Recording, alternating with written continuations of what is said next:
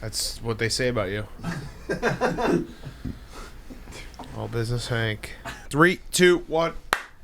On today's part of my take, Hall of Fame. Oh, woof. 3, 2, 1. On today's part of my take, you're not gonna cut that. Fuck you. You never fuck with me. You never fuck with me. Yeah, it's Hank just before this said I never fuck with you.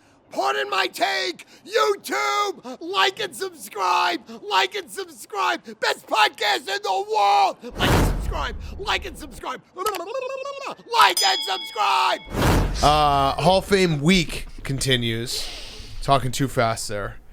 Thank you, Hank. Hall of Fame week continues. Calvin Johnson on the show.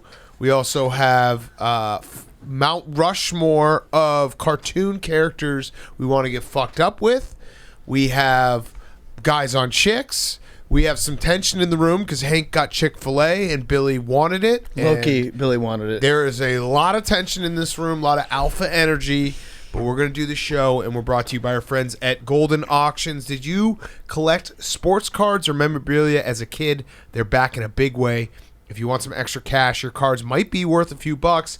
Now is the time to head up to your parents' attic, take out that childhood sports card collection, and see what it's worth. Golden Auctions is the leading marketplace for trading cards, collectibles, and memorabilia. We just hosted our first Golden Auctions live stream. We got a Allen Iverson rookie card, a Ray Allen rookie card. It was an awesome event. We're going to rip some more packs coming up. We had Ken Golden in studio. So we're very excited to partner with Golden Auctions, and we'll be hosting more streams later this year. To stay tuned for more card breaks, so get involved in the next auction. Bid now at goldenauctions.com. You can buy a pack of cards that we may open live on a stream. goldenauctions.com. Card collecting is just fun. Like seeing some of these rookie cards, Ray Allen, Allen Iverson, it was fun. And we got a bunch of Charles Barkley. What else did we get? Anything else?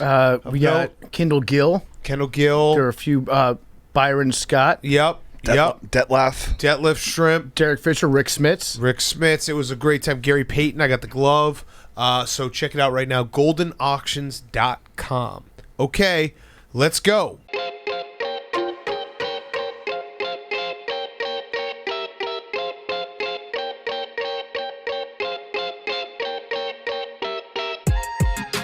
Welcome to Part of My Take, presented by goldenauctions.com. Go right now if you are looking to get into the card collecting world, goldenauctions.com. Today is Wednesday, August 4th, and football is back. Let's go. This is the last show that we're going to do for the entire year before there's an NFL football game, guys. Not only that, but football's back because we now have training camp fights. Training camp fights are back. The Giants all had, it sounded like the Malice at the Palace in New York today. We never got video of it, but now we're getting all these reports of fights. People, there was a player on the Panthers who got waived because he went headhunting in practice. Wait, though. But on the Giants fight, Daniel Jones was at the bottom of the pile. Daniel Jones, which some people are saying that's awesome. Daniel Jones, he's a fighter. He's shown that he can be more than just a Brooks Brothers ride. But I actually think the other way around. I say that I don't think that the New York Giants are tough enough if their quarterback is thinking that he's even able to swing on him. He might have just been caught under, I would imagine Daniel Jones is just looking the other direction. And almost like a cartoon, it just ate him up. So like one of the giant balls of dust that's spinning around. A tumbleweed. And they got him on the blind side, and then he fumbled. Side note, tumbleweed are actually very dangerous. We hit a tumbleweed. Hank and I hit a tumbleweed when we were driving through New Mexico with the bus. And it was a fucking big ass. It's like a tree. They're pretty big, but if you have a car, you just hit it. Yeah, but they'll fuck your car up a little bit. Yeah, you got to watch out. The armadillos. Yeah. Those are the ones you got to watch out for. All right, so football's back. It was awesome to see. We have some NBA. Should we talk some NBA free agency? Because the Bulls are back. What about Campbell? Yeah, Dan Campbell. Oh, yeah, Campbell. He's alpha the entire ranks of every. He's the most football guy to ever coach in the NFL, I think. He's starting to blur the line where he's no longer really a football guy. He's just kind of a football. What do you say? Yeah, so there was a couple quotes he had, but Kyle Menke tweeted out this morning that Dan Campbell is so fired up for the first day of pads that he just went straight into a story about fighting on the first day of pads when he was a rookie, all in his opening statement. That's not what I'm looking for. That was the point of the story. So he definitely just started talking, like his brain started reminiscing about getting in fights. Yeah. And then he had to do the dad thing of but do as I say, not as I do. Yeah, but also wink, wink, please do what exactly I did. Yes. And then he had some other comments that he made. Some of the stuff is getting blown a little bit out of proportion, where it's like, oh man, I can't believe that Dan Campbell says that he wants a physical football team. Oh, well, yeah, I can't believe Dan Campbell likes coffee. Yeah, no duh. He said, I want to see these guys compete. I want to see these guys get to the point where it is an almost all-out brawl, but there isn't one. If you don't push it almost to that point, you really won't get where you need to get, in my opinion, in this league to be competitive at the highest level. I mean, love it. All correct. Take all it to the correct edge. things from Dan Campbell. Take it to the edge. And he did have a great quote. He's so excited about the first day pads. Now we find out who can deliver some punishment and who can take some punishment. Ooh, we're gonna find out. This is the year of how football guys will do in alpha football guys, I should say, in the NFL, because Dan Campbell and Joe Judge is dealing with it as well, because part of the Giants scrum or fight or melee, whatever you want to call it, they did laps, 100-yard laps, and then he didn't like how everyone did it, so then he made everyone do push-ups. And I feel like that's not going to go over well with a bunch of millionaire athletes. They went over really well, and remember the Titans? Yeah. It got everybody to buy in together. Yes. Yeah. Great movie. What were you going to say, Hank? PFT watched it for the first time in his life. Yeah. And he's referenced it a few times. Well, this is the first time. Well, in conversation. Well, Hank asked me about it earlier. But it will be the same, yeah. It would definitely happen the same. It will happen the same. I don't know. I think that at some point we're going to get a coach that just doesn't practice. We're going to get a coach eventually who's like, I'm going to get the fastest players and the guys that I think are the best on tape, and then we're just going to study and not ever go out and practice, and we'll see how that works. That was a former player. That was the Todd Haley. NBA. Remember Todd Haley got mad at Hugh Jackson? He was like, sometime we have to let them practice. Yep. And he's like, no, we want to save them. We want to save them. We want to save them. Mm-hmm. That was a meeting of the minds. Yeah. Hugh Jackson and Todd Haley talking football. And then Hugh Jackson being like, listen, we can do things your way, but I'm the head coach, so... Listen, I went 0-16. I think I know what I'm doing. Listen, when I get fired from this here job, Mike Silver will write something nice about me, and you'll be the bad guy. Yep. So we can do this the easy way or the hard way. How do you want to be remembered in the annals of history? All right, let's talk some free agency, though, NBA. The Bulls are back. They have gotten very aggressive. Caruso, Lonzo Ball, and now DeMar DeRozan all on the Bulls next year. I'm actually legitimately excited. Caruso are you a little jealous that I get to root for Caruso? Not at all, because I think that by going to the Bulls, the value of his NFT on the Lakers goes up. They won't be making any more of those. Good point. The Heat culture, Kyle Lowry, and then Chris Paul got PJ Tucker, right? Oh yeah, PJ Tucker as well. And then Chris Paul got like $120 million as a 37-year-old. So credit to him. I think his career earnings are right above $400 million, not $440 million. Yep. As inaccurately reported by Darren Ravel. Stephen Shea got on top of that. Yeah, they absolutely nailed him all night just arguing online. That was a sight to behold. But yeah, Stephen Shea was right. Yeah, no, he was right. Hashtag Shea was right. Shea was absolutely right. But I don't know. It's weird. Like at the end of the day, the NBA obviously still comes down to like, do you have one of the top 5 players in the league? But it is fun to see. Like, I complained a lot about the Garpax situation, and now the new Bulls front office has basically burnt that to the ground as fast as possible, so they deserve a lot of credit. I also think that I'm going to have to maybe sneaky root for the Lakers a little bit next year. Melo? I'm rooting for Melo, and I'm also rooting for the takes to start flying, because when you have that many guys on a team, it's no longer LeBron James' team. Correct. I think once they get to the playoffs, it's Melo time, baby. Yeah, Melo and Westbrook are going to be like, LeBron, sit back, we got this, bro. Andre Drummond, recurring guest, great recurring guest on the Sixers. So you hate him now, Hank?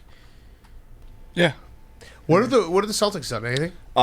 Nothing. The Celtics' priority, I'm just reading this. Mark Murphy just tweeted this. According to a league source, is to retain a salary structure that makes it possible to sign a major player when he comes available, most likely next summer. That's smart. So this is literally, salary verbal meme is I'm Squidward and everyone else is like signing major players and their teams are getting better, and the Celtics are just staying put and maybe signing Isaiah Thomas, which I'd be happy about. But when he was their star player, they got swept in the Eastern Conference Finals, so it's not like he's going to be the guy to take us to the championship. Right. But I love him. He's a great player. It was awesome for the Celtics. You guys almost had Westbrook, Melo, Dwight Howard.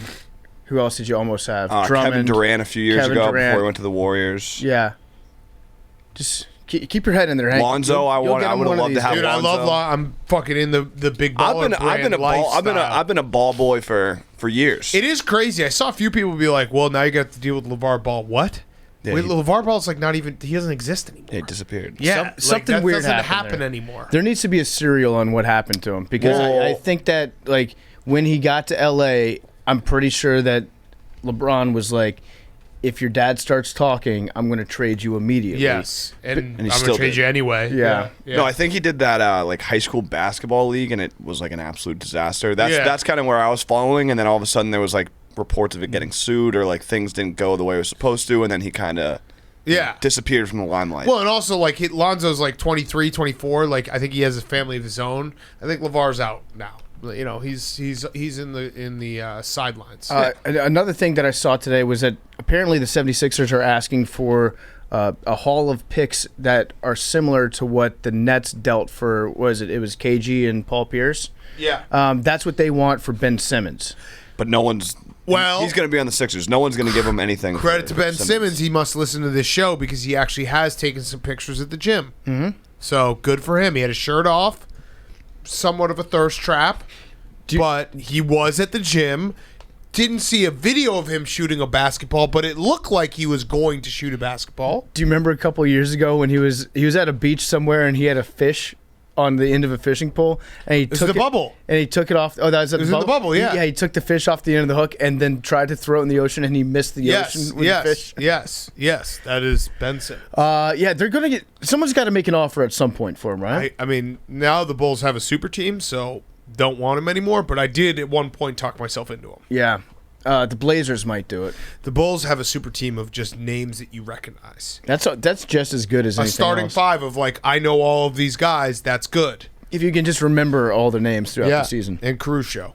I'm fucking so pumped for that. Dude, Lakers fans were really bummed out, which makes it a great signing. Yeah, Caruso is awesome. Caruso's legitimately, I think, like now a top 5 player in the East. And weed's legal in Illinois. Is it? Yep. Well, that's good. So he's good. He's good. Just don't go back to Texas. Yeah. He actually, our good friend Tom Fernelli tweeted that at him, and he liked it. Yeah. He liked saying he liked it on Twitter, being like, "Oh, sick." Yeah. I'll be good. When I told him switch to 3G, that was my tweet. He smashed the like on it. Yeah, that was your tweet, Hank. That was Hank's tweet. It was a good tweet. Hank, do you have your college football preview? Almost ready? Yeah. Big Ten's coming out next week, I think. Okay. Ooh, Cool. And cool. the SEC, there's a lot more things to factor in there because of everything going on. Big Cat, you want me to tell? But I'll have Caruso a to follow you? comprehensive write-up. He already soon does. enough. Oh, he does. But Okay. thanks. All right. Yeah. Just wondering. I could tell him. I could double check. No, he follows me. Okay. Yeah. I'm excited for your previews, Hank. Thank you. That's going to be sick. Yeah. All right. Anything else we got before we get to Hot Seat Cool Throne and then the interviews? And then Mount Rushmore. And then Guys on Chicks. Oh, the Olympics are still going on. They are. Did you watch the 400-meter hurdles, though? That was an awesome race. Mondo Duplantis, gold medal pole vaulting. Proved me right. Yeah. Okay. If he can do it, I can do it. Simone Biles, our queen. Bronze. She's back. Yep. She didn't even get True winner. bronze? Bronze. Jesus. Don't, Hank. Don't. I've Do noticed. not. I didn't. She's our queen. Thought she was the GOAT. She's our GOAT. Not my GOAT. Tied for most medals in U.S. gymnast history, which shouldn't count because, like, bronze shouldn't count as a like if you get, like, Michael Phelps has like 23 golds and like 27 medals total. You shouldn't be like, I'm better than Michael Phelps. You got 28 bronze. Agreed. But she's our queen. I've noticed that the track is extremely fast. It's also it's been wet. It's been wet, but the wet almost makes it faster. It makes it slippery. I don't know what's going on, but the track and field. I think that they knew that they had to produce some world records. Yes. In order to get some buzz going. Yes. I might be really dumb for suggesting this, but if there's no crowd at all, does that mean that there's more oxygen for the people to breathe on the track? Yeah, probably. This is like my theory about wind in empty NFL stadiums. Yeah, so they're sucking all the oxygen out. Yeah. Normally, but when there's no fans there, it's a richer environment for especially distance runners to be able to breathe more efficiently. What do we got for altitude in Tokyo? I think it's pretty low to the ground. I'm not sure. Billy? I'm pretty sure it's sea level. You're our altitude Is expert. it sea level or 131 feet, That's pretty high. according to Google. Wait, 131? Yeah. Yeah. Damn, that's fucking Average. high up there, dude. Average. That's high. What are you saying? What are you shaking your head for? That's like basically sea level. You get up to like 131. we might be higher than that right now. How high are we right now? We're on 33 feet, 98 foot difference. Prove like me right now is as in like at the office. Like I think we're on a hill. Oh, on the floor that we're on. Exactly. 55 feet? 33 versus 131. Wow, that's a big difference. Pretty big. Billy, I'm gonna buy you Chick-fil-A after this because I do think it's fucked up. Hank ordered it when you want it. No, Everyone like right knows- now we're 3 stories up or 2. whatever, and it's higher. Billy, I'm gonna get you Chick-fil-A because it's bullshit. Everyone knows you love Chick-fil-A. Dude, it's not a big deal. You were mad. You came in war mode. Yeah, you did. You saw that I had Chick-fil-A. You're like, what? Yeah. Everybody knows that Billy is like What? the second biggest Chick-fil-A fan in the want office some besides Big T. fucking Chick-fil-A. All right, let's do Hot Seat Cool Throne. Hot Seat Cool Throne is brought to you by our friends at Coors Light. Coors Light is the best beer out there. It is the summer to chill. Hey, listen, summer's almost over. August. Don't say that. Summer's almost over. Lies. August. 1 month to go. You got to make sure you capture in those moments. You got to chill. Summer always feels like the shortest season, but we need to make the most of it. We all just need to chill as the beer that's made to chill. We want to savor every second of summer. And guess what? Coors Light literally is made to chill. Coors Light is cold lagered, cold filtered, cold packaged, literally made to chill. It's as crisp and refreshing as the Colorado Rockies. Perfect for a moment to unwind this summer. Coors Light, when you crack open a nice cold Coors Light, it feels like the whole world melts away.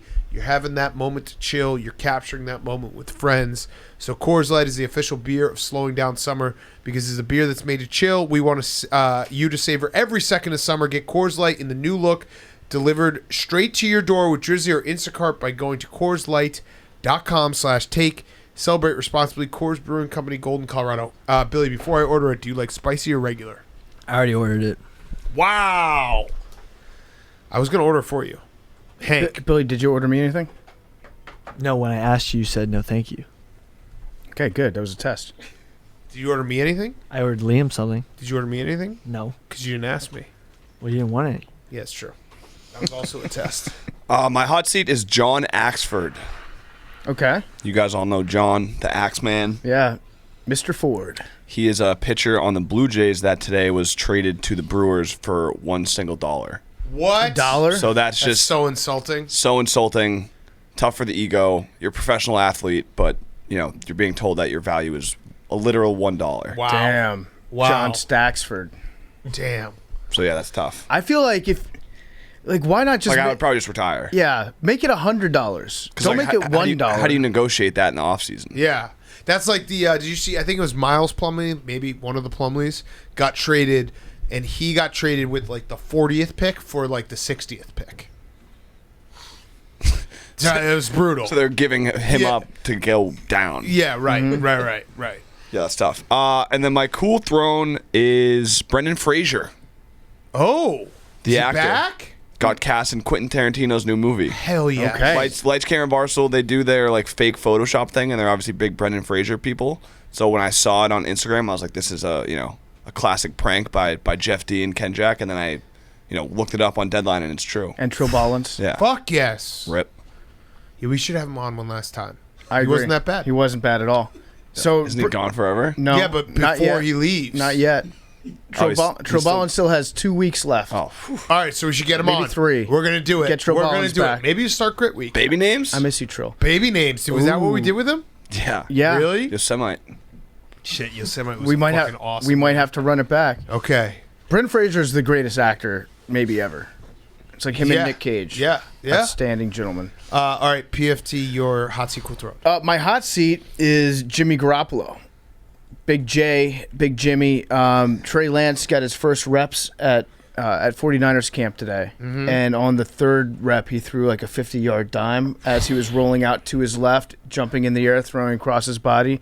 That's what we call the Zach Wilson throw. Yeah. Yeah, so he completed against a live defense, and all the 49ers beat writers just immediately creamed themselves. Of course. And then John Lynch went on Adam Schefter's podcast, said that Jimmy is playing his best football since he's been here, which sounds to me like a general manager pumping a guy up before they send him somewhere else. Maybe to a place like Indianapolis. Interesting. But we should talk about that real quick. Not only is Carson Wentz going to get surgery, but so is Quentin Nelson now? Yeah, it's a foot thing going on out there. Shit. They got a foot. They're dealing with some severe foot injury issues in Indianapolis. Oh, sorry, Billy, if we took your hot seat, cool throne. But I tend to agree with what you just said. But yeah, so even though Kyle Shanahan going into the season is saying like he can't envision a scenario where Jimmy Garoppolo would not be starting. Or no, he said, I can't envision a scenario where Trey Lance would be the starting quarterback week 1, and this is the same guy that like can very easily imagine killing his quarterback. Yes. Like we don't know who's going to be alive tomorrow. All facts. Facts. Yeah. All right.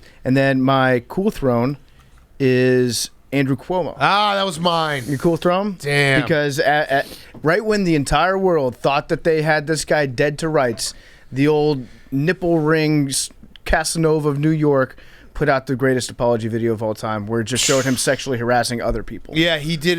Everyone was like, "Hey, Andrew Cuomo, stop touching everyone." He's like, "Look, I touch everyone." And we're like, "Wait, what?" We know. Yeah, that was the whole point. We know Not to touch everyone. We know that. I also like that he threw in. I've never seen this move. You know, people will always be like, "Oh yeah, that's like saying like the old, oh, I have a black friend." He literally did. I touched black people first. Yeah, he did it first. Yeah, like to just be like, look.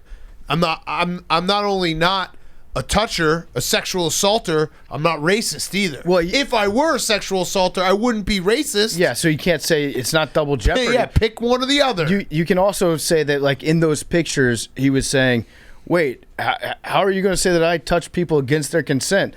I touch like some of my best friends against their consent all the time. Yeah. It's like, yeah, thank you, Mr. Cuomo. We get it. How about the idea of like, okay, so they accuse you of something, and your first thought is, I know, I have just the ticket.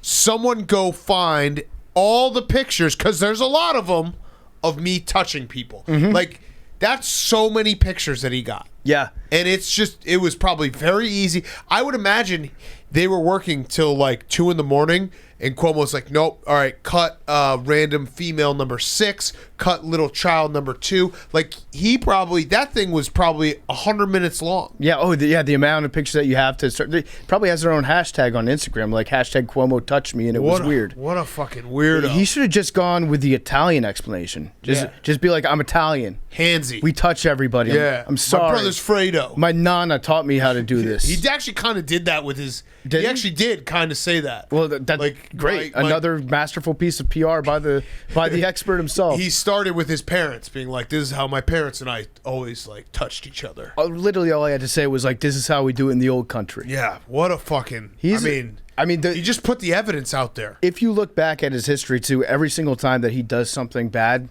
he just like he'll like legalize weed. Yeah. So he's just gonna everything. It's gonna be the purge in New York City. Yep. For the next 6 months after what came out today. Just get everyone on. Thinking about something else. All right.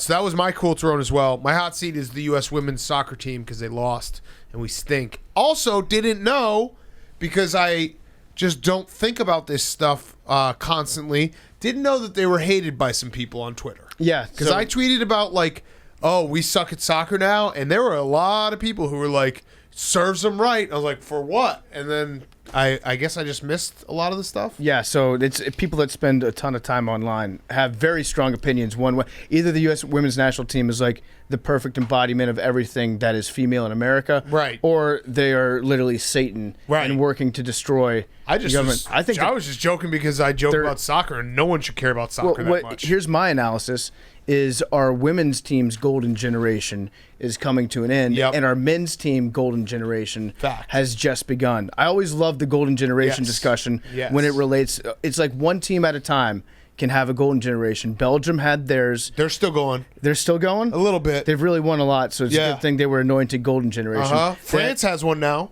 Portugal was one that had their golden generation in the early 2000s. Yep. They've won every international tournament ever. Yep. So now it's our turn. The USA's golden generation is just getting started. Hell yeah, we are. All right, Jake, your hot seat, cool thrown? Hot seat is Twitter fleets. They're gone. Good. They lasted less than a year. Never used them. Dumbest thing ever. I used them occasionally, and I haven't for like 2 months. Never used it. Used it one time the first time, and then never used it again. Yeah. So dumb. They still have like the Fleets version on Instagram right now, and they've got the stories, and then people use stories. They still use those. Then they also have the Fleets version on Facebook, which is like Facebook stories. But there is no bigger indication of pre-crime than if somebody that you follow on Facebook is actively updating their Facebook stories. Yeah. And then cool thrown is animals on the field. We had a cat on the loose at Yankee Stadium. I feel like saw that. Everyone can rally together about an animal on the field. Agreed. Like everyone just loves it. Doesn't matter what's happening in the game, if it's a blowout, if it's close. True. It's a fun distraction from the Yankees being a COVID disaster too. Yeah. Ooh. And trading for Anthony Rizzo and not getting into the playoffs.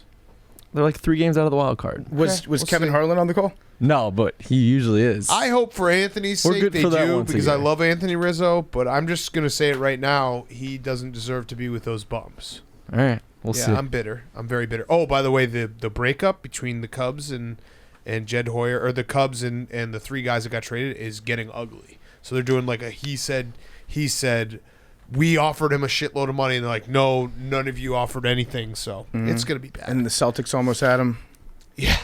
Anthony Rizzo, yeah. Billy, your hot seat, cool thrown. My hot seat is airplane travelers. We had 2 viral videos recently. One was just your standard airplane fight over a reclining seat. The second one, there was a guy who allegedly got really boozed up on the plane, took his shirt off, started going nuts, assaulted 2 flight attendants, and then ended up in the classic duct tape to the seat.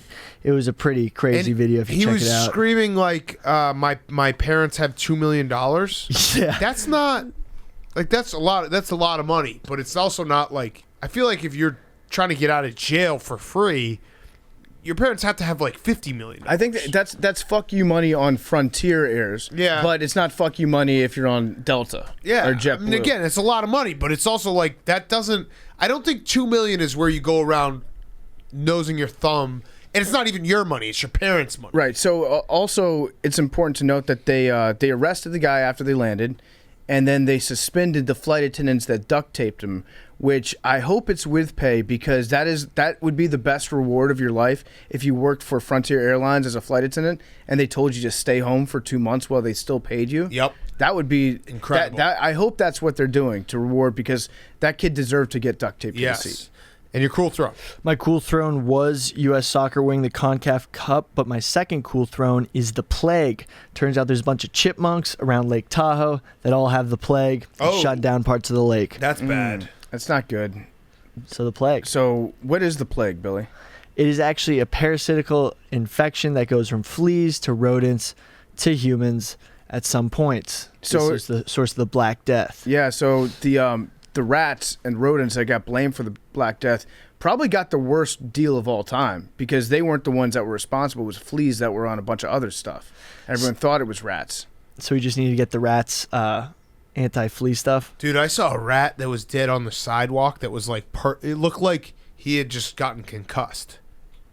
And he was fencing just dead. reflex? Yeah, it was Speaking bad. of dead animals, should we talk about Larry? Not dead? Well, he's not dead. That was a scary moment yesterday, Yeah, though. Frank just killed Larry for about 2 minutes. He just said, rest in peace, Larry the Goldfish. He's Hulkaniac, yeah. All right, let's get to Calvin Johnson, Hall of Famer. Before we get to Calvin Johnson, I want to talk to you about our great friends over at Cross Country Mortgage. Cross Country Mortgage is much like us at Barstool. They are a people-first group of people. They're dedicated to the fundamentals of mortgage lending, which results in a fast, convenient, and less stressful home financing or refinancing experience. Rates are unbelievably low right now. Don't pay the bank more money than you need to.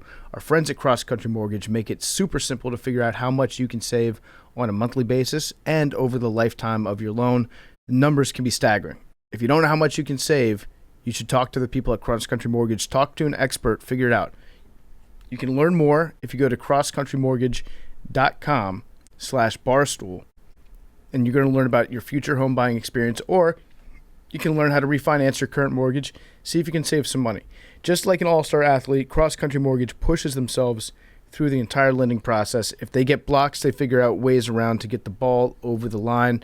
They're a friend that you want in your corner. You could save hundreds of dollars. You could save thousands of dollars. You could save tens of thousands. You might even save hundreds of thousands of dollars, depending on what your rates are over the lifetime of your loan. You can use that money to work for you in other places. So again, go to crosscountrymortgage.com/barstool. Learn more about your future home buying experience, or you can refinance your current mortgage. Cross Country Mortgage, LLC, NMLS 3029, all loans subject to underwriting approval. www.nmlsconsumeraccess.org. Okay, we now welcome on a very special guest. It is NFL Hall of Famer, as of this upcoming weekend, Calvin Johnson from the Detroit Lions. Calvin, thank you for joining us. Your big weekend is coming up.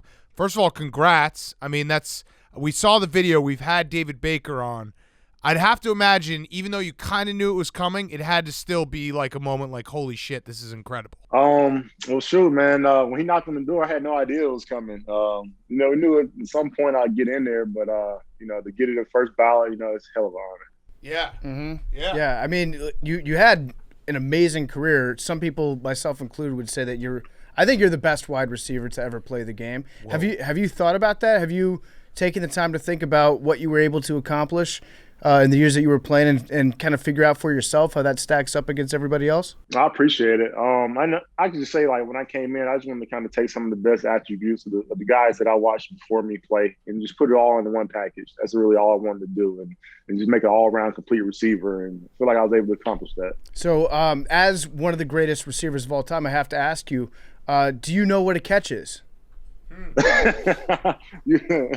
You would think not, right? I mean, goodness gracious, I feel like I've had like 3 of those instances happen over my career, but that main one was in Chicago. Yeah, that was highway robbery right there. Oh man, I always want to think about that. I thought it was kind of messed up that they called it the Calvin Johnson rule after the fact, because they ended up changing the rule that would have made that catch a touchdown. And then, if anything, if they call something the Calvin Johnson rule, it should be kind of like the other way around. But now they just name it after you, and everybody else gets to have a touchdown, but your very obvious reception in the end zone still didn't count.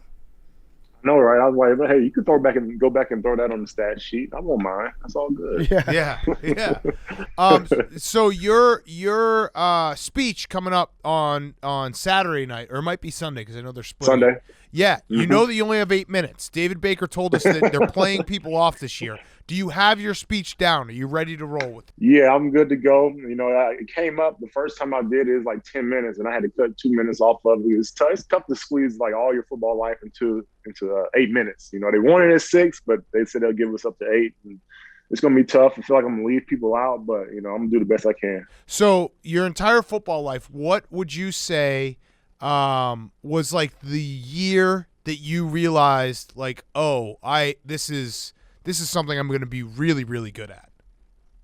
Oh, you talking about like going back to like maybe college? Like, when I'm in high school, you're still learning. You don't know. When you go to college, you don't know what's out in front of you. But when I got thrown in the fire, they literally threw me in the fire like my first day of training and camp at Georgia Tech. And, I don't think it was the first day, but that second game I played, against Clemson, I had like 3 tugs and, big game, 100 and something yards, nationally televised show. I knew at that point right there, I'm like, okay, we got some potential here. Yeah, that's got to be a pretty sick feeling to be like, okay, this is a little different. I can do this. Now your speech, obviously, I mean, are you going to mention the Lions? I don't know. There's people in the organization you're going to thank, I'd assume, but it's a little bit of a touchy subject. How are you going to navigate that portion of the speech? I was talking to Brad Golly here in Detroit a little while ago. I told him, my mom told me when I was a kid, if you ain't got nothing good to say, don't say it at all. So Okay. I'm gonna stick by that, and I will represent. I've definitely got some teammates and coaches that so much respect for that I play with there in Detroit. So I look forward to at the end of the day just really trying to thank all those people in 8 minutes. Okay, so speaking of your teammates, will you be thanking our good friend Tony Scheffler? Because I think you should. Tony, man, cool cat, man. One of the coolest dudes we played with. One of the most interesting cats to play with. Great tight end as well. So, yes. If you talk to him, tell him I said hello. Okay, all right, but you got to thank him. I need you to thank him on your speech. Just throw him in there. There's got to be a portion of your speech where you can toss a name in there. Yeah. Yes, there is. Okay, all right, perfect. Thank you. That's all I ask. Have you, when you were posing for the bust that they were making, were you trying to do like a certain particular face? Were you conscious of the fact that the way that my face is right now is going to be frozen in time forever inside that hallway? Yeah, man. Ben Hammond was my guy that was sculpting me. I'm gonna show you right here. I got a nice little picture when he was at the house here. Oh, okay. Nice of you getting sculpted. He actually came to the house to sculpt me, and I was very concerned because I was like, dang, like, what's my face gonna look like? I don't want to be too serious. I don't want to be just smiling. I just want to be like a focused look. So we'll see how it looks when it comes out. But last time I saw it, it actually looked pretty dang good. Is it like, I don't really know how you'd put it into words, but we'll never be in a spot where it's like, something like this, like a Hall of Fame of a major sport, of anything to this level. Has it hit you yet that like you will, for lack of a better term, like live on forever? Like people will go to Canton, they'll walk through. I've been there, you see the bus and there's Calvin Johnson. Like, have you been able to like grasp that mentally? I've been in Canton one time. This Coach Schwartz took us like 2010 or something like that when we were playing like Cleveland, and I remember sitting there thinking, man, this got to be a hell of a feeling just to walk through here, like hair raising, just to see your statue sitting amongst all the greats that you watched before you, man. I think that after the day after, when I go back through there, after it's all said and done and it's up there, I'll probably be overcome with emotion, honestly. Like kind of like when David Baker knocked on my door that day. Yeah, yeah. This is going to be a tough question. I'm going to warn you before I ask it that you might not. I'll let you feel how you want to answer it in the moment, but it's a doozy. If I come to your door right now and I have a check for $40 million in my hand, and I say, Calvin, I'd like you to play for the Kansas City Chiefs for one season. $40 million guaranteed. What am I playing? DB coach? I'll play. Let me know what you need me to do. You're going to be coach, whatever. I'll do it all. You're going to be playing. You'll play X receiver. Okay. Oh, that's hilarious. $40 million. Do you do it? That's easy, man. I'm out of retirement. They paying $40 million for a year? Sure. But nah, man. And fun. I mean, sure. I mean, that's a hell of an offer. I mean, hell, play with a Super Bowl champ. Heck yeah, that's cool. But I don't think my body would agree with me, though. At what point though were you like, all right, I'm officially, because you retired a little early. Barry Sanders was the same way, where you still had something left, I would assume. So like a year or two after, if someone had called, you would have been like, okay, I could probably do this. At what point were you like, all right, I'm officially retired, I probably can't do this, like just enough time has passed? No, I would have to say, I mean, it wasn't long after I finished playing. I knew. I mean, like I said, I knew I was done, but the year before I was done. That last year I played, I didn't really want to be out there half the time because the body was just hurting so much. It just wasn't fun to be out there. But after I got done playing, like I was doing, say I'm doing my camps and stuff like that during the off season, not the off season, but just like my foundations camps. Like I said, I'm literally out there showing these kids how to do a drill. And the next morning, I feel like I played a full-out football game, and that's just because I don't have anything more elasticity in my ankles and stuff like that. So any little impact, it's just inflammation off the beat, right off the stat. Just put it like that. So that, like I say, the pain that comes with that, those things you can't get to your regular routine. You can't do your regular practice routine. Quality of life is suffering at that point because you're walking around in pain every day. It's just not fun. So that's why the change came. Yeah, so that's definitely a great answer, and an answer that I don't think most fans realize, because I definitely am like Calvin Johnson could go out and get 200 yards like on the first week of the NFL season. I mean, we think like that. Yeah, there's nothing that you can say to me that would actually change my mind. Yeah, it was nice what you said about the pain and everything, but come on, you're a superhero. Like, I understand why it's physically not possible, but once I see you wearing the uniform and you got like the visor on, it's like, okay, he's gonna get 250 and 2 touchdowns today. That's Calvin Johnson. I see myself in that uniform. I might think I could do it too until I take that first cut. Yeah.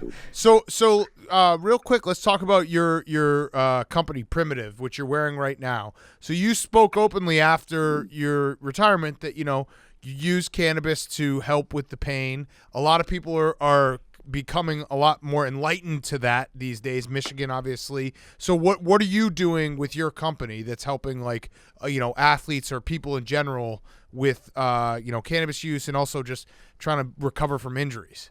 Yeah, I mean, we formed Primitive. Start with the name Primitive. We call it Primitive because it's the original medicine. It's the most primitive form of medicine. I mean, there's other plant medicines out there, but just take it for that. It's the early form of medicine that obviously over the last couple hundred years we haven't been able to use because of restrictions or whatnot put in place.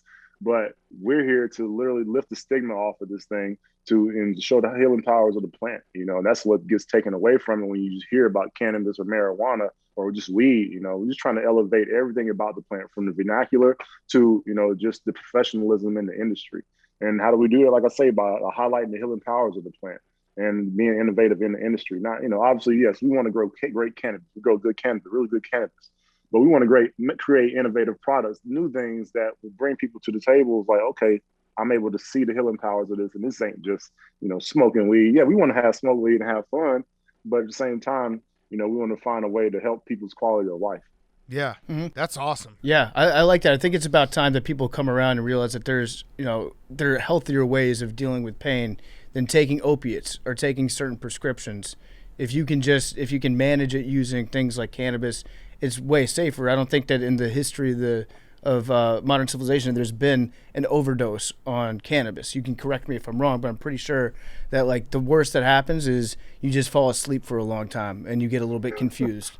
That's about it. Right? Funny thing, I had a friend that's a state trooper in Georgia. He's over 30 years. So all my years, I've never seen anybody really getting any kind of big bad trouble, accident, or anything like that from cannabis. It's always prescription pills and alcohol. Yeah. And what's been going on the last 25, 30 years in America with prescription pills has been very tough to watch. And so I feel like anything that can get somebody off of that type of medication and using something that's more manageable, something that you can do realistically for a longer period of time, I think is a really great cause. So that's cool that you're doing that.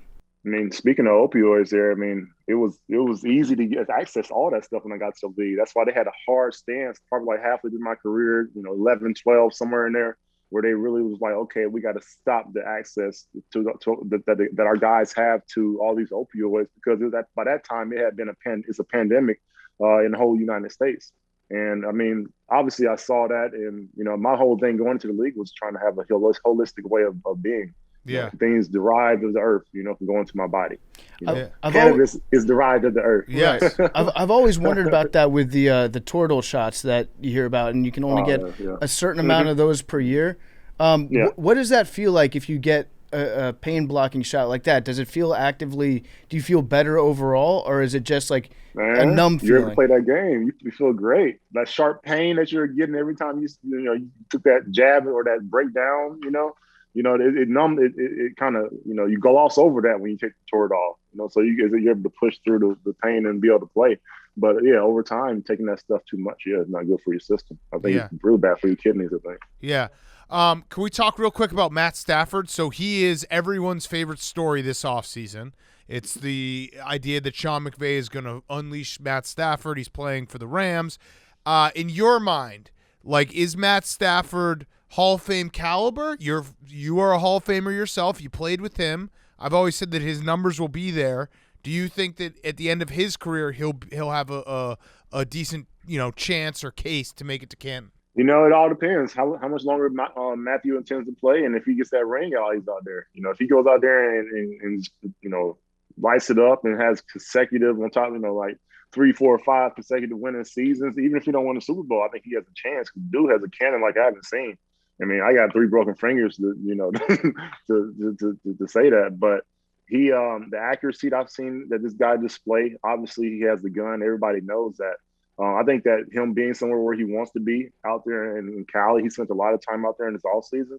He's where he want to be at. So I think that his play is going to reflect that, hopefully. So as long as he stays healthy, I give the guy a shot. Yeah, and he's a tough guy. Like I remember that clip, that game when he dislocated his shoulder, I think, and came back in. Separated it. Separated his shoulder and came back in and had the winning touchdown. Yeah, I mean, he's a tough player. I also noticed you called him Matthew. Would he be upset if you heard us calling him Matt? You know what? I forget. I think back in the day, I don't know, it was way back. My wife was like, I don't know if Matthew likes being called Matt. I'm like, really? I've been calling him Matt ever since I met him. He never say nothing. I was like, all right, whatever. His name is Matthew, so I'm gonna call him by his name. I think if I just call him Staff. Really, once it's just me, I just say Staff.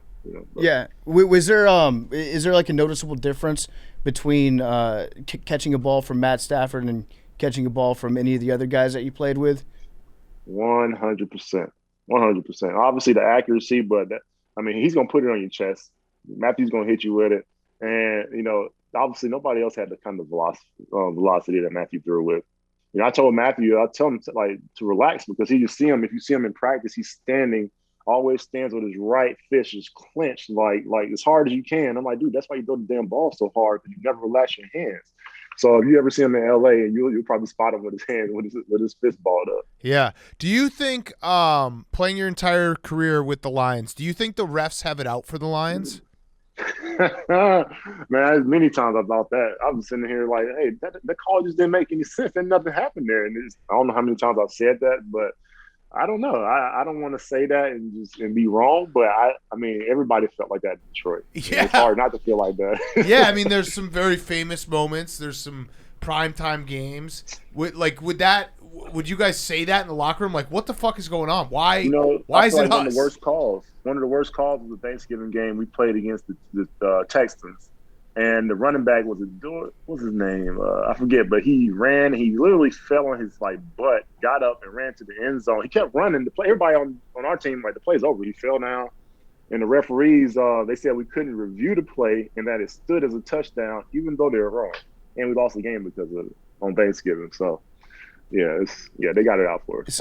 Sometimes it wasn't just bad calls. You were also victims of the most obscure parts of the rule book constantly. You know what? Rules Dallas game. Yeah. Rules that you never hear about growing up playing football. But somehow, it's like the refs they check under the hood, then they flip to the very back of the rule book, put their glasses on. They're like, here, this one right here. This is what they did wrong on this one. It's haven't used this one in a while. Yeah, exactly. They use you as a test case scenario for a lot of them. Yeah. I think it is. There are definitely moments where you're like, I think the Lions might be sneaky cursed here, because there's some things that happen and you're like, this makes no sense whatsoever. Yeah, everybody uses the word curse. There's definitely some bad energy, I guess, there when it comes to them. To put it we're not going to say anything that you don't. Yeah. If you don't have anything nice, be nice. Say, we're going to all be nice. Yeah. I was looking back over your career stats. You had 329 yards in a game. What the hell?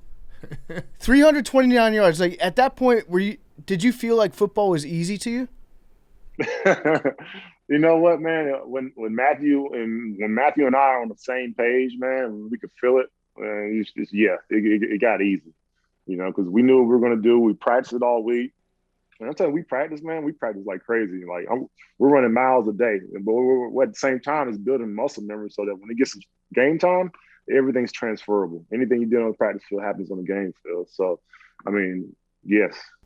After the first 250 yards, did you expect, hey, maybe they'll start double teaming me or triple? They're going to stop me. I can't possibly keep going. We knew going to that game that Brandon Carr, he's real physical. We knew he was going to play some one-on-one, so we knew that we're going to have a chance to get off. But after that first slant, that I took like to the other side of the field, man. We knew we were going for 200 at that point, but never would have thought it would have been 3. Yeah. I'm watching this play right now. It's actually titled "Worst Call in NFL Thanksgiving History." It's a really bad call. I forgot about it. Yes, it's exactly. a real. His elbow Really and bad. his knee were down, and they weren't able to review it. And he just stood up and ran like 70 yards for the touchdown. Like the referee should just did the right thing. Just like, hey, we screwed up. This is the call. Like, and nobody would have been like, oh, okay, yeah, you're right. Yeah, yeah, that was insane. How did you manage that, like figuring out when you were going to eat on Thanksgiving? I'm always curious when I see the players out there because I'm always stuffing my face. I'm usually 3 glasses of Pinot Grigio deep by that point. But how do you just not eat Thanksgiving on Thanksgiving? You know, I can't do. Like, you just don't know, man. Like, when that clock, like in the fourth quarter, you know, you're like, boy, I can't wait to get home, get some of that dressing, get some of that fried turkey. Boy, you just don't know. Some of them greens. I look forward to Thanksgiving meal because my dad or my family's here. They'll cook it up, man. Yeah, I always look forward to that. Yeah. So one of your coaches, Jim Caldwell, did he ever like smile or even break character? Because I thought he did a press conference once where he basically had to like put to bed the rumors that he was dead. And I just like his face, something about it. It just was always the same, no matter what. Did you guys ever say like, That's hey so man, funny. just because so everyone who played for him loves him and he seems like a really nice guy, but he really just had no facial expressions whatsoever. That's so funny because I see it differently because we had a little leadership council. We met with them and, you know, we got to see them laugh and stuff. So that's so funny because I guess it's just a different perspective. You know, I'm used to seeing him laugh and kiki. You know, he was a man that never cursed. You know, I'm trying to think, like, did I ever hear him curse? Like, I don't know if I might have heard him say like shit one time, but he was not a man that cursed. So, but on the sideline on game day, I know that face you're talking about. I can picture it right now. Yes. Wait, no, he was a high character guy, man. And he had all of us playing as if like, you know, he's a father figure, you know, the kind of guilt that you get from your dad, you know, when you do something wrong. You know, it's easy for him to, you know, leave that kind of guilt on you just by looking at you like with a little shake of the head, like, you know, and that's all you need to say. You're like, okay, I got it together, coach. This is the difference between playing the NFL and just watching the NFL because that's all we think about is like, hey, is Jim Caldwell alive? Like, we know he's standing there, but what's going on? Like, does he have a pulse? But obviously, you know him a lot better. That's hilarious. That's so funny. Yeah, I had a lot of time thinking about that. Too much time thinking about. You had another great man, great coach too. You had another coach, Jim Schwartz, who just like all-time fiery guy. He always seemed like he wanted to, like the exact opposite personality. Like he always wanted to fight, if not the other team, then like some of the guys on your own team at any given time. Did you ever butt heads with him? No, I didn't really butt heads with Jim too much, man, because I'm always about my business, doing what I got to do. So we didn't have any problem. But it was hilarious to watch him, like, when he get pissed off because he is a firecracker. Like, he will go all in. He will dig you. He will chew you out. He'll chew a ref out. The other team, and on game day, yeah, he's fired up. Like, he's ready to kick. He's ready to whoop somebody's butt. Like, I would love to put him in pass. He might run into somebody and fall down, but he's gonna give it a good effort. What happened after the famous Harbaugh incident? What happened in the locker room? You guys like, hey, coach, what happened out there, dude? Like, you good? What happened that game? I remember, after the game, it was like a little like shuffle or something. Yeah, like they that, were like, kind of chest bumping each other. Like yeah, a little something. Yeah, a little extra juice. Like I think Harbaugh slapped him on the back a little bit, and then Schwartz didn't like slapped that. him back. And shout out Bobby Lang hopping so in there. Petty. It's so petty because I know Schwartz, and it seems like Harbaugh could get a little petty too sometimes. So it's like they had something going there. It was pretty funny. It was very interesting to me. Yeah. It was laughable. Yeah. The other thing that Schwartz had, which, again, this is going to sound weird to you because you played the game and we just watched the game, but whenever he got really excited, he had very perky nipples through his shirt. He really did. What? Yeah, no, he was nipping out all the time. I don't know if you guys noticed that. It wasn't. So it wasn't just the nipples. He had like very, very triangular breasts. This is where we've gone sideways, Calvin. I don't know if you like he's this strong. portion of the interview. Calvin, he's a pretty fit guy for an older guy. I look at these old, every time I look at these old game films, you have to look at this man's chest. Yeah, you're gonna be like, is Jim Caldwell alive? And what the hell is going on with Jim Schwartz's nips? He's got triangular pecs that it accentuates the nipples. Yes, strong guy. Yeah, that's too funny. So I'm reading up about the Thanksgiving Day missed call, and the reason that they took that or that the touchdown stayed on the board is because Jim Schwartz, he got too excited in the moment. He threw the challenge flag. Scoring plays are always reviewed automatically, and there was a rule in place that if a coach throws a challenge flag on a play that's going to be reviewed anyways, they're not allowed to challenge it. Which is a rule that makes some bull. That is some bull. That rule makes absolutely no sense at all. But and I think the Lions were the only ones that ever got victimized by it. I'm sorry. That's a bull, man. I didn't even know that. Okay, that was the actual I remember now. He did throw the flag, but you said because he threw the flag and it was a reviewable play, they kind of canceled it out, so you can't review it. That's so stupid. Makes no sense. Yes, makes no sense. Oh my goodness. So PFT obviously talked about the game that you had over 300. What was in your mind the game that you were like, your perfect game, the game that no one could touch you and you were just in the zone? When we played in Oakland, I didn't have a lot of one-on-one battles, but I had a good one here. We played Oakland 2011 maybe. It's for us to keep our playoff spot. Started slow, but we ended up coming back to win the game, to stay in the playoff hunt. I had like 200 yards and the game-winning touchdown. So that's probably my favorite because it's always fun to do it away. It's even more fun doing it at home is to have a big game away to shut up the crowd. That's probably my favorite thing. Yeah, I'm looking at it right now. So you had 9 catches, 214 yards, 2 touchdowns, and a 51-yard touchdown reception. Yeah, that was a big one. Yeah. Big game. Whew. Was there any cornerback that you matched up against and you were like, this guy gives me the most trouble? I give you 2 guys. When I first came in the league, nobody liked playing Al Harris. We played him twice a year. Roy Williams at the time, he always hated playing Al. And I didn't know nothing about Al until I heard Roy talking about him the week before we played him. He's like, man, all he does is put his hands in your face. The referee let him get away with it, yada, yada, yada. And lo and behold, I'm thinking like, okay, well, I ain't got to worry about that. You're the number 1 receiver. You got his ass. Lo and behold, halfway through the game, they switches over to myself, and I got a good taste of like, okay, if this is how it is, this is the battle I got to do at the line of scrimmage. This is how I got to tailor myself to this is who I got to play against on a weekly basis or twice a year. I gotta. This. He was the the one that I not modeled my game after. But as far as the aggressiveness that I came with, the fight at the line of scrimmage, it was all tailored after playing against Al Harris because I knew, the fight and nastiness that I had to come with. And then after that, I had to say Pat Peterson because he's the best athlete I've seen over there as a cornerback, hands down. Interesting. All right, I have one last question. Rowback question. Use code PFT on rowback.com for 20% off your first purchase. RHOBACK.com, code PFT. They make the best performance polos and the only performance polos we wear. And for our guest today, we'd like to gift you a Rowback Performance Q-Zip on us. You posted a picture of you and Barry Sanders just having a talk. It says words of wisdom that I'll never take for granted. When you and Barry Sanders get together, do you guys just like sigh? Do you just like, oh man, like the Lions? Yeah, it happens, already. But, yeah, man. I mean, it comes up. I mean, me and Barry don't get to spend a whole lot of time together, but whenever we are together, it's just we don't even really talk about the Lions. But when we were at that Rocket Mortgage, that's what we were at that event. It came up, but at the end of the day, it's two of the best. Getting to kick it, man. I got me a picture of that. Those are valuable moments. Yeah, and absolutely. He's got a great laugh too. Whenever Barry starts laughing, everybody else in the room. Yes.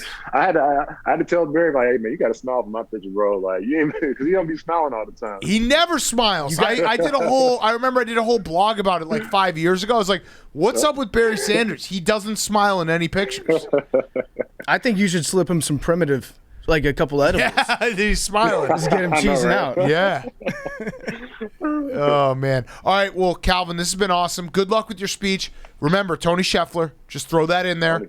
Just slip it in there. There's got to be a portion of your speech where you just start listing off names. I do. Get Tony Scheffler in there. You know he's a good teammate. He was great. I love Tony, man. He was so cool. All right. Well, thank you so much, Calvin. Really, really appreciate it. No problem. Good time. All right, have a good one, man. See ya. Good luck, man. Thank you. Thank you. That interview was brought to you by our great friends over at Noom. A lot of times you can face pressure on yourself. You have to fit other people's expectations. You can be dealing with some issues that are making it harder for you to get into the shape that you want to be in. A lot of times if you try new diets, they can crash.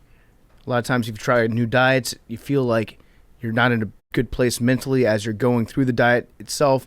And then after the diet's over, you put on all the weight that you just lost. When it comes to losing weight, there's a ton of pressure out there to label foods good or bad.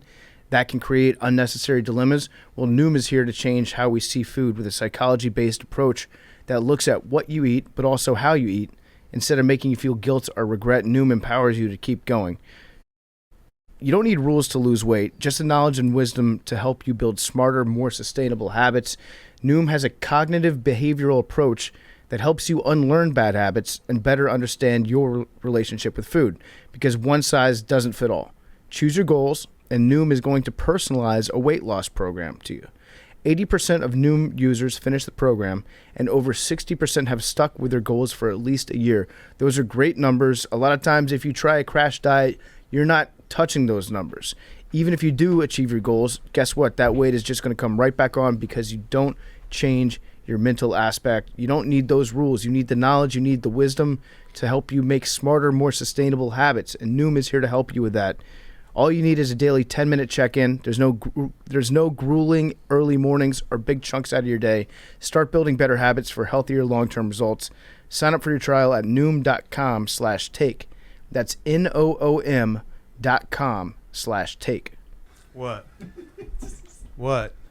I just get like anxiety now before Mount Rushmore. I just I'm in a slump. I'm shell shocked. Something tells me you're going to turn your season around right now. Are we recording right now? Keep this in. This is the start of Hank's championship DVD. Yeah, all right. So we're going to do the Mount Rushmore of cartoons you want to get fucked up with. So party with, fucked up with, whatever. However you like to party. That's what you were going to do with these cartoons. Get weird. Mm-hmm. Hank, you just heard, has got anxiety. He's going through it when it comes to Mount Rushmore season.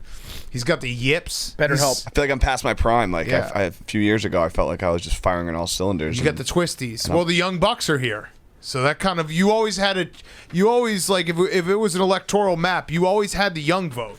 And now you got younger guys who are stealing that from you. You're sandwiched in. Fortunately, the two younger guys are not exactly putting up record numbers. No, although I think they win every time. Just won. Yeah. By an overwhelming margin. Yeah, but Suck on that, Yeah, PFT. but you won with Big Cat and Pander. PFT. You guys had the option to veto. Yeah. No, that's fine. It was a good pick. All right, there we go. Mount Rushmore of cartoon characters you want to get fucked up with. We're getting pre-contentious right now. All right, Hank, you pick number 17. Actually, you know what, Hank? You pick the draft order. No, absolutely not. No. Why? Because that's like it's like the Lakers winning in a COVID year. Like it's not the same. Okay, all right, Bubba, 17. Bubba, why don't you pick the draft order? No, let's do. All right, we'll do it the same way. 17. No Billy, asterisk. Billy, who do you got? What do you got? 69. All right, I'll go 48. I'm gonna go 70. Okay.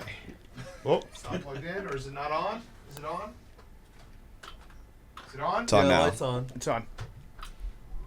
There we go. Such a sweet sound. 49 was what my pick was, I think.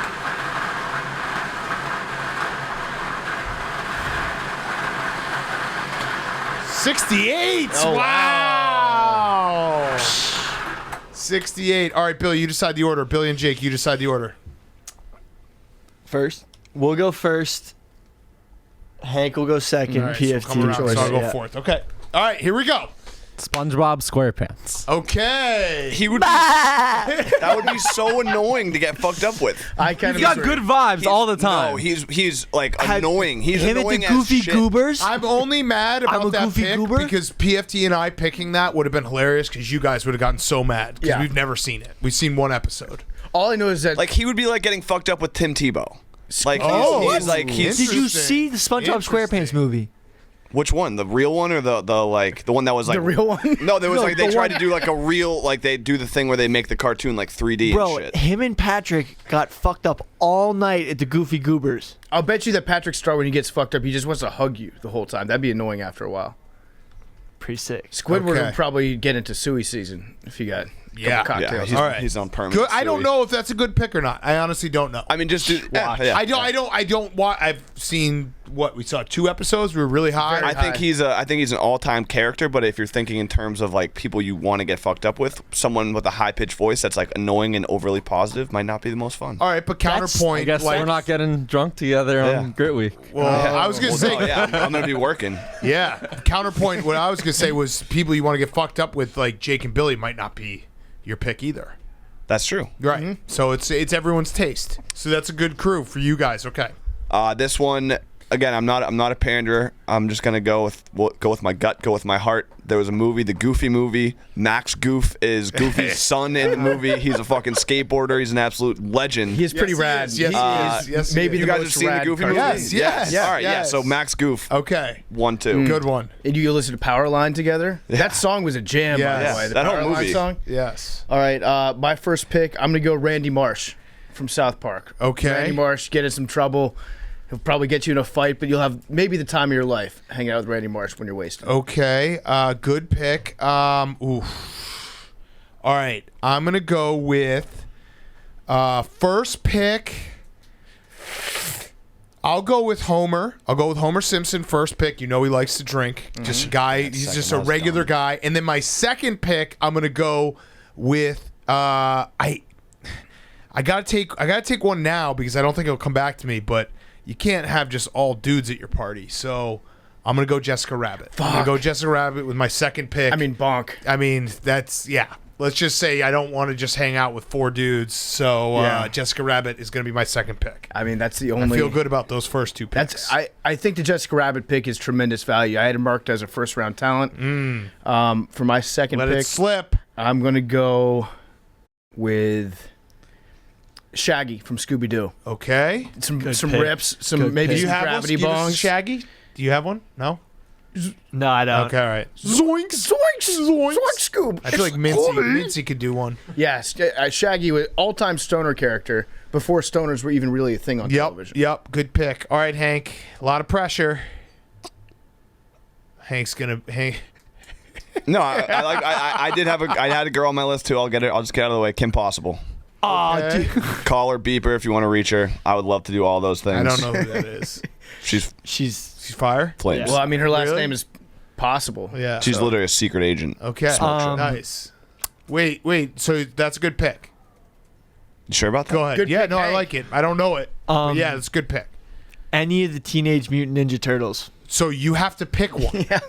This is what you were asking before. Billy's like, can we pick a combination? We made it- Like, Billy, I have Michelangelo written down. I'm a that's- Raphael guy, but Michelangelo's the party dude. It's the obvious choice for the Ninja Right. Turtles. So you either pick one or you don't get a pick. I feel like they're better as a group. Stop trying to Again. talk us out of this Jesus rule. Christ. The rule has been made. You Jake, can't do that. get your man, Jake. Just pick one of them. Who's your favorite? Michelangelo. Yes, that's okay, the correct that's choice. a good pick. Good pick. We had to talk you into making the right choice. Yeah, that was crazy. And I will go with Bugs Bunny. I know we talked about the Looney Tunes being good vibes after Yep. watching Space Jam. Yep. What Billy's looking But confused. Billy doesn't approve. Looks like the draft room Yeah. isn't on the same page. Jake was standing on the table for Bugs. Also, you could probably tell from the graphic which ones are my picks and which ones are Billy's picks for everyone. Yeah. Billy, why are you looking upset about this pick? No, just I wasn't consulted. Oh, okay. Oh. All right. Either was I on yours. I told you. Oh, wow. Okay. You got all 4. All right. Well, this is awkward. Hank, Bart Simpson. you're going to drink with an underage kid? Yeah, I mean, just getting into some trouble. You don't think Okay. Bart gives a fuck about Yeah, no. underage drinking? Yeah, Have some fun. Like you would have a lot of fun getting fucked up with Bart Simpson. Yeah, Fact or fiction? There was an episode where he got drunk at Duff World and he just threw up into the river. Yeah.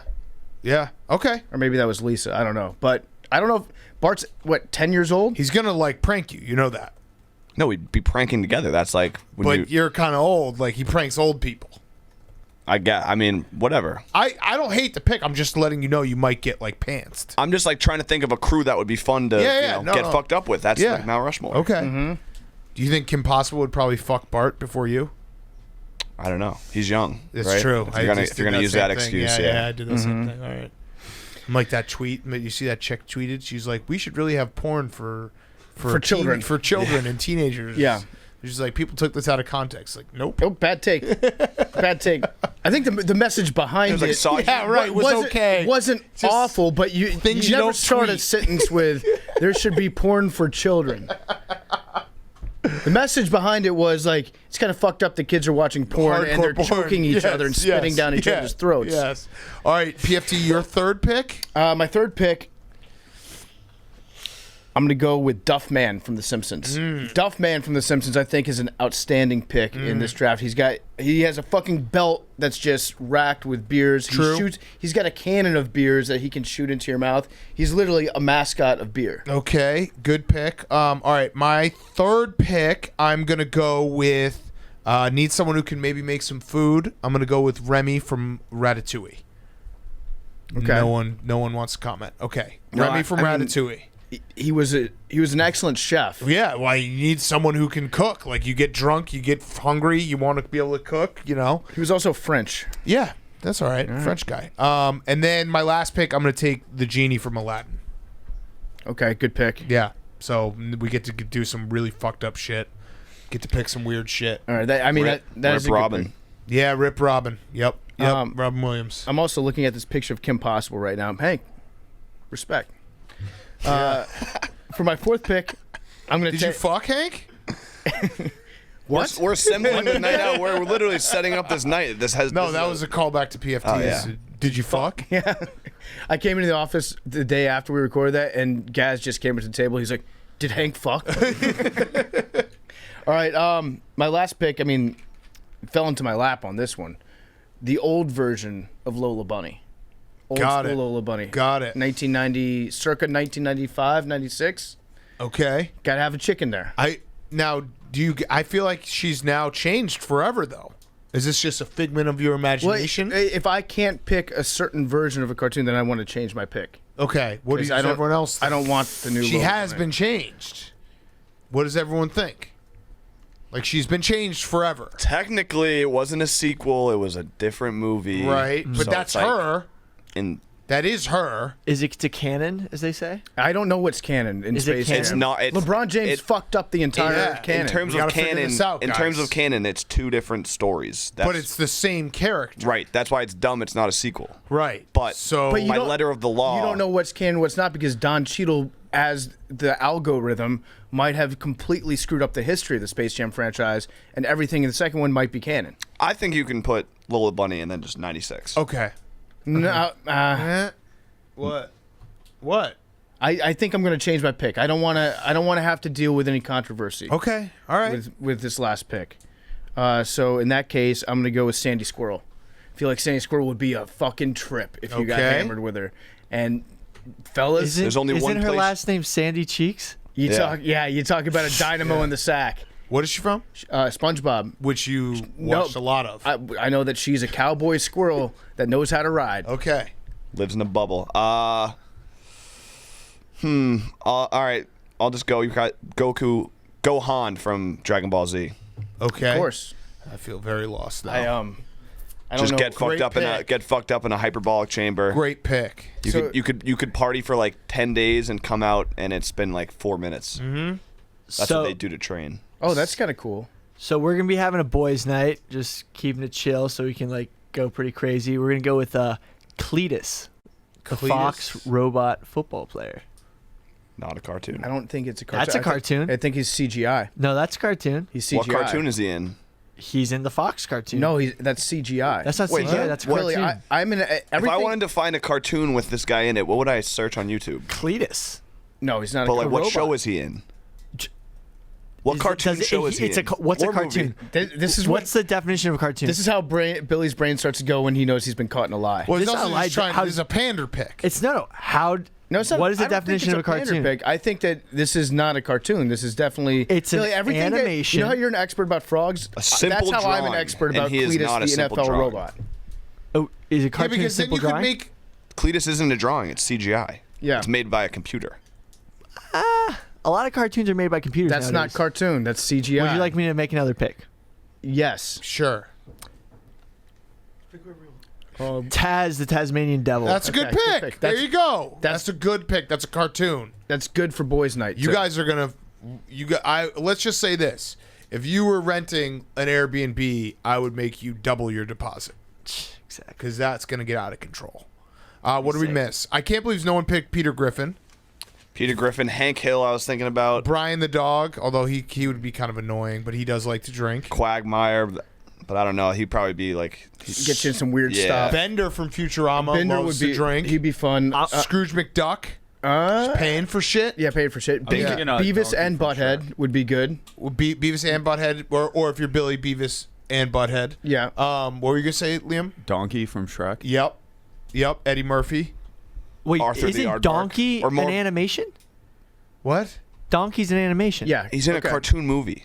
Cletus is not in a movie cartoon. or a show. Does it have to be in a movie or show? Wait, no. Now Cartoon- Hank is confusing me. Yeah. Because Donkey shouldn't count. Donkey shouldn't count. Why? But No this- offense, I would love to do that, but under those rules. 'Cause he's Cletus, CGI. if Cletus was CGI, but he was in a show, like if he was in like a TV show that's all cartoon characters or all CGI people, yes. But This is like the difference between fake tits and real tits. I mean, don't know what Cletus the is difference on a between show. CGI and It's Fox cartoon. NFL Sunday. That's a show.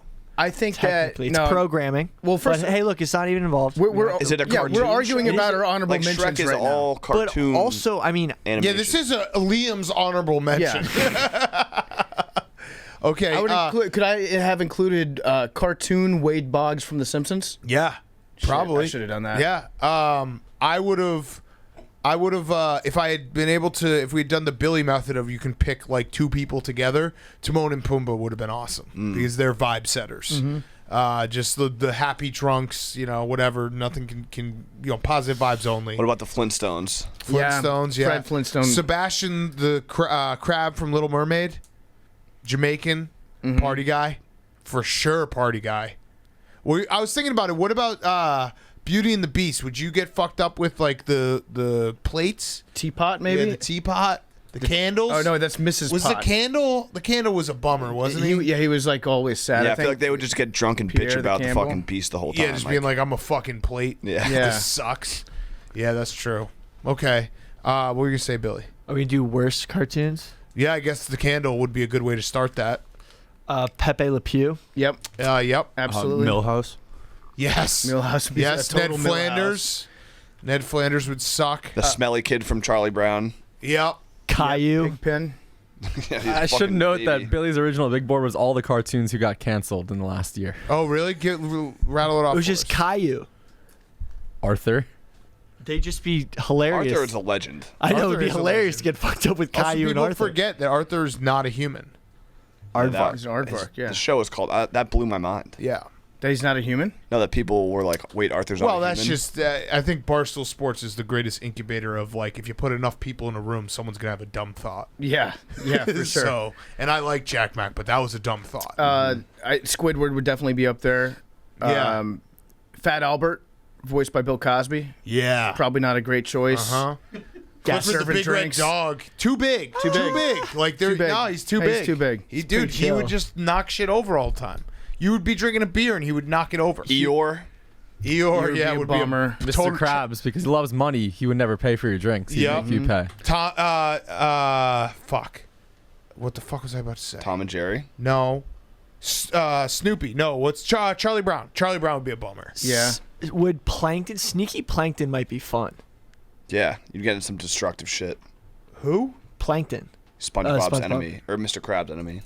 Okay. Patrick Starr, just so I can feel like I'm joining the conversation. He'd be actually chill. Betty Yeah, I know. Boop. Betty Boop would suck to get hammered with because she'd just start flirting her gams at everybody. Oh, That Betty Boop was a fucking whore.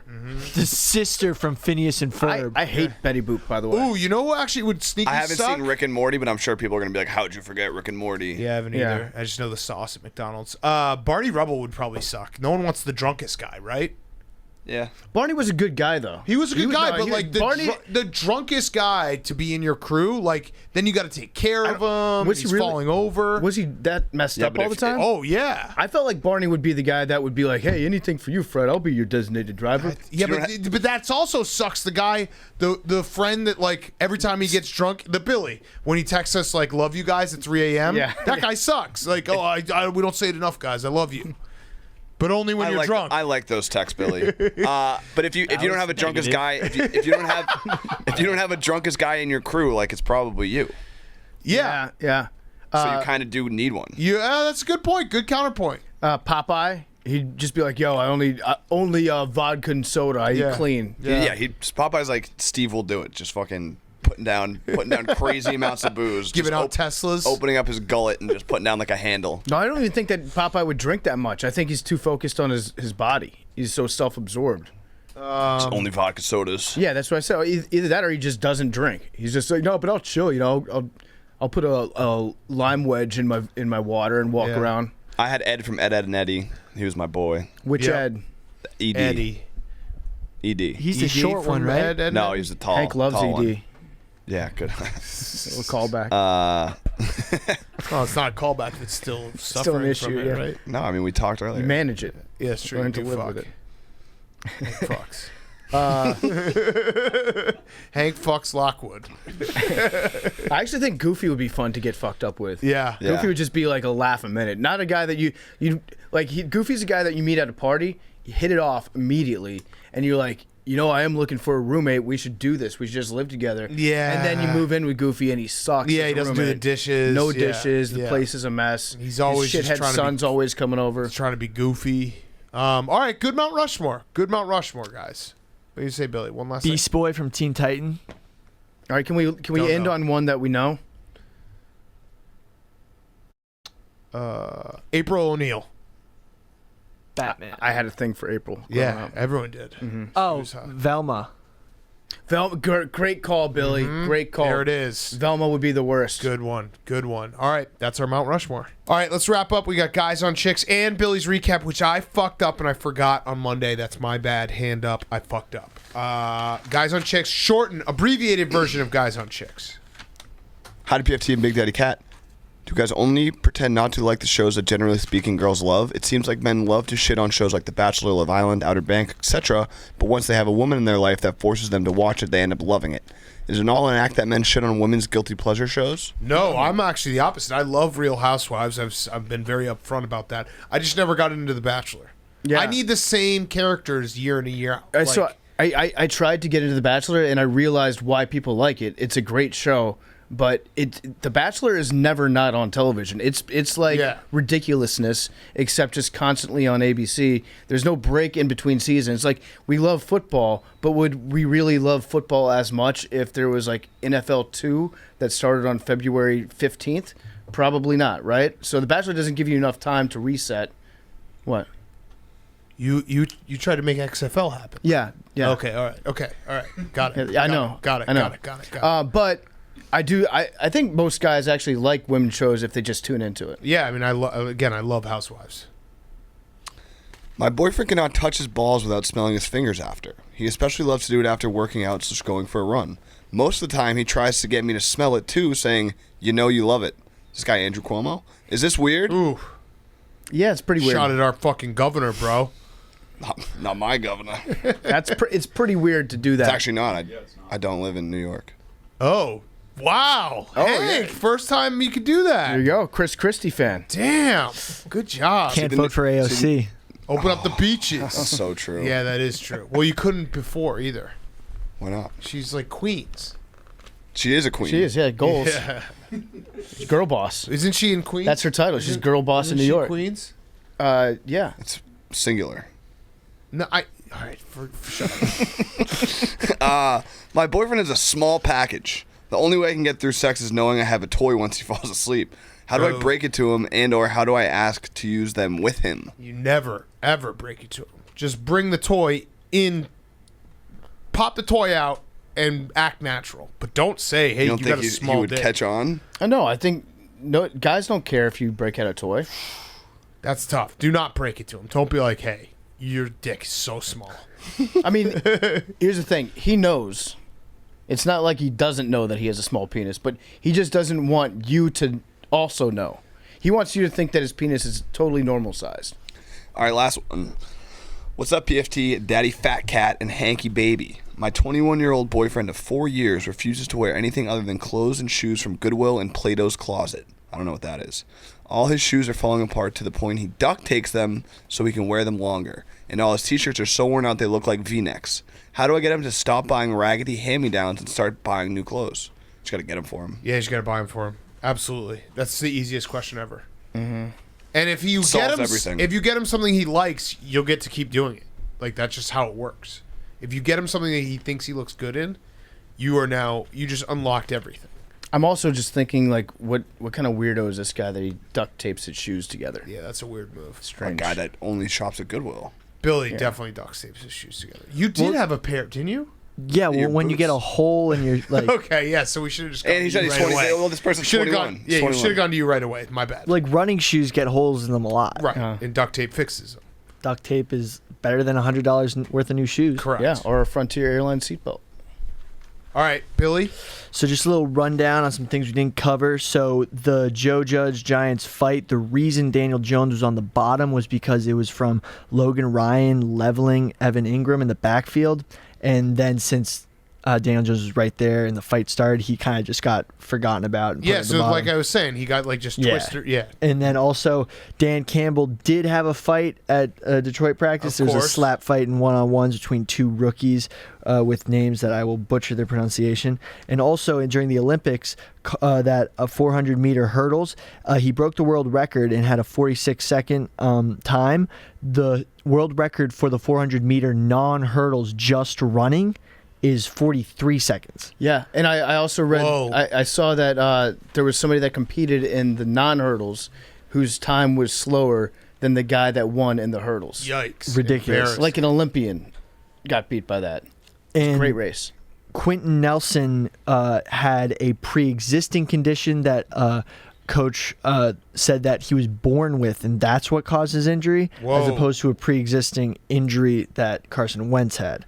Also, one more fact from should have been covered on Monday. Caleb Dressel swam 50 meters underwater without a single breath, which is very unique. And also one of the things that Navy SEALs have to do to qualify for Navy SEAL training. So he just did it, and a lot of guys pass out and like die, and he did it operating at the fastest a human being can swim in the water. Can you do it? I can go 50 meters underwater. I cannot do it that fast. But you can do it underwater. Yes. Okay. So was he doing that as a nod to the Navy SEAls, like thank you for your service? Probably. Yeah, Probably was. He's such a badass, and he likes animals. Because Super fast. What do you think about him, like physically? He's hot. All of his tattoos are from animals from Florida. What about the Olympics? Bald eagle, Yeah, that's in Florida. but from Florida. It's in Florida. Okay, Black that bear. counts. Yeah, that counts. I think he's got an alligator on there. He does. He does have a black bear and alligator. He does have the Olympic rings. Cool. Yep. What's that? What part of Florida is that from? 69. 99. 18. 89. 6. Whale sharks are the largest fish. 28. Oh. I've never missed a flight before. Second time. Love you guys. That's a good stat, Billy.